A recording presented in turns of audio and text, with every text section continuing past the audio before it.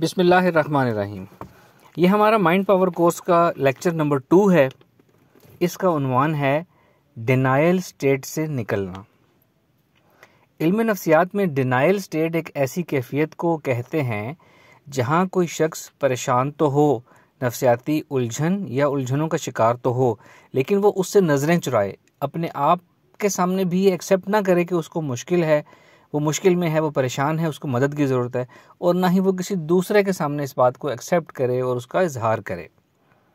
ये अक्सर हमारे साथ हो जाता है। हम कोई परेशानी, कोई हादसा, कोई गम हमें तकलीफ़ दे रहा होता है, लेकिन हम वक्ती तौर पर, शऊरी तौर पर अपने आप को संभाल लेते हैं और हम ये कहना शुरू कर देते हैं कि हमें तो कोई गम है ही नहीं, मुझे इस बात की कोई टेंशन नहीं है, मुझे इस बात की कोई फ़िक्र नहीं है और मैं इस चीज़ से निकल चुका हूँ, ये चीज़ मुझे परेशान नहीं करती। जबकि असल में इंसान परेशान होता है और उसको वो चीज़ परेशान कर रही होती है, चाहे शऊरी तौर पर, चाहे लाशऊरी तौर पर, चाहे डायरेक्टली या इनडायरेक्टली। इल्म नफ्सियात का मानना है कि जब तक कोई इंसान डिनायल स्टेट से निकलता नहीं है, तब तक उसका इलाज नहीं किया जा सकता। जाहिर है, जब कोई शख्स ये एक्सेप्ट ही नहीं करेगा कि उसको कोई मसला है, तो वो किसी से इलाज भी क्यों कराएगा। चाहे वो इलाज खुद अपने आप को कोपिंग स्ट्रेटजीज़ के ज़रिए ठीक करे, चाहे वो सेल्फ हेल्प माइंड एक्सरसाइजेज़ के ज़रिए अपने आप को ठीक करना चाहे, या वो किसी बैरूनी मदद से ठीक होना चाहे, जैसे कि किसी माहिर नफ्सियात से या किसी हिप्नोथेरेपी से सेशंस लेके ठीक होना चाहे। तो जब तक वो डिनाइल स्टेट से नहीं निकलेगा, अपने आप को ये एक्सेप्टेंस में नहीं लेकर आएगा कि वो परेशान है, उसको मसला है, उसको मदद की ज़रूरत है, तब तक वो उससे नहीं निकल सकेगा और अपना इलाज कराने पे तैयार ही नहीं होगा। एक मिलती जुलती इस्तिलाह इल्म नफ्सियात में इस्तेमाल होती है जिसे हम कहते हैं सप्रेशन। सप्रेशन भी डिनाइल की तरह होती है। सप्रेशन ये होता है कि इंसान को कोई परेशानी हो, कोई गम हो और कोई तकलीफ़ हो और इंसान उस चीज़ को जानबूझकर सोचे मत, उसको उस सोच को अवॉइड करे, जानकर उस याद को अवॉइड करे, कोई ऐसा काम ना करे जिससे उसकी याद आती हो, वो लिंक बन जाता हो उस परेशानी के साथ, कोई ऐसे अल्फाज इस्तेमाल ना करे, किसी ऐसी महफिल में ना बैठे या बातचीत ही ना करे उस चीज़ के बारे में जो उसकी परेशानी का बायस है।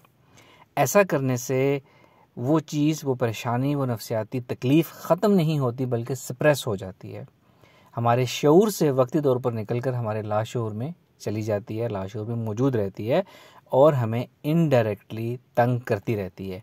और बिलाखिर एक वक्त ऐसा आता है कि जब उस परेशानी और उस सप्रेस्ड परेशानी का बोझ इतना बढ़ जाता है कि वो लाशऊर से निकल के वापस शऊर के ऊपर हावी हो जाता है और इंसान उसके बोझ के तले गिर जाता है, ख़ुद से नहीं उठ पाता।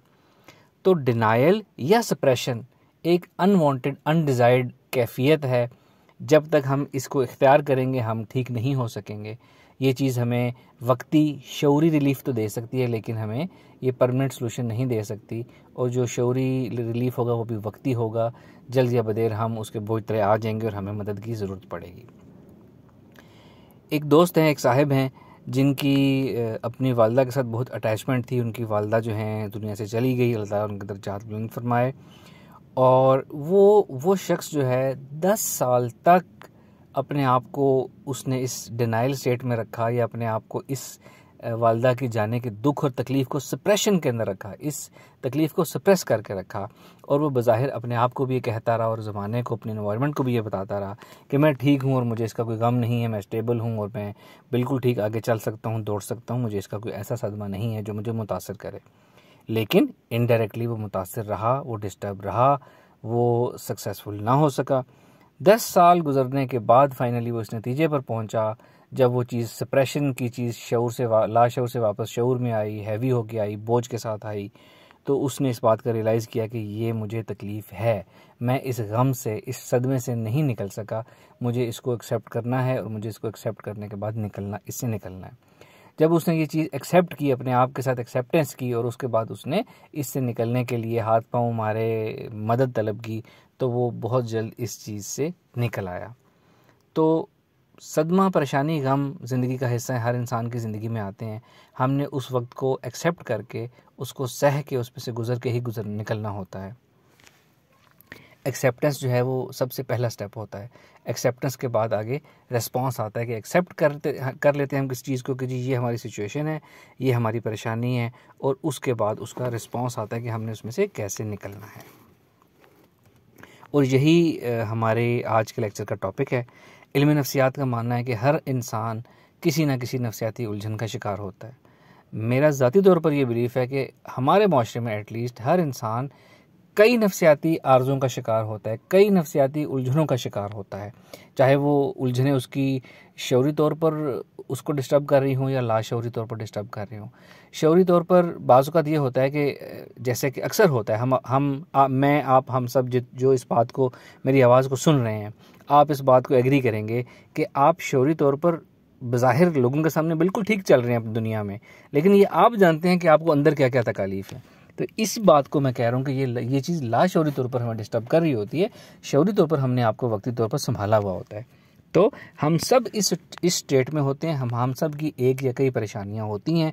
जब तक हम उसको एक्सेप्ट नहीं करेंगे, कम से कम अपने आप के सामने तो एक्सेप्ट करें, अपने दिल में, अपने जहन में, अपने शऊर लाशऊर के सामने तो उसको एक्सेप्ट करें कि मुझे ये मसला है, ये चीज़ मुझे परेशान करती है, मैंने इसमें से निकलना है।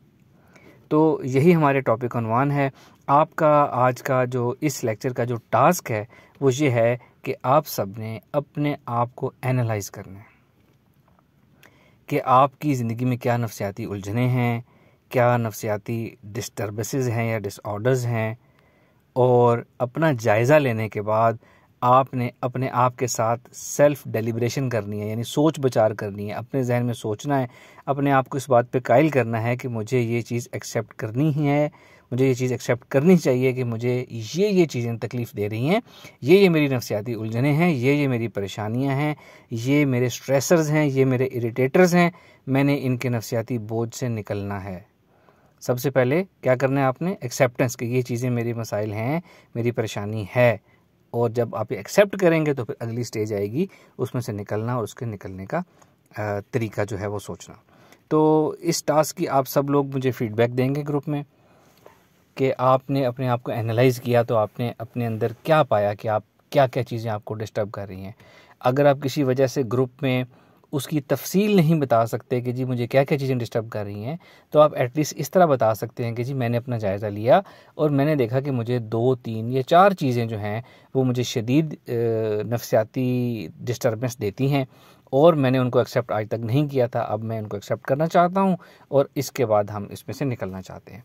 तो जब आप ये एक्सेप्टेंस करेंगे और मुझे ग्रुप में फ़ीडबैक देंगे और उसके बाद हम इससे निकलने का तरीक़ाकार सोचेंगे कि हमने इससे कैसे निकलना है। हमारे पास इससे निकलने के कई तरीके होंगे इंशाअल्लाह ताला, हर एक के मुताबिक, उसके मसले, उसकी सोच के मुताबिक उसको अप्रोप्रिएट मेथड बताया जाएगा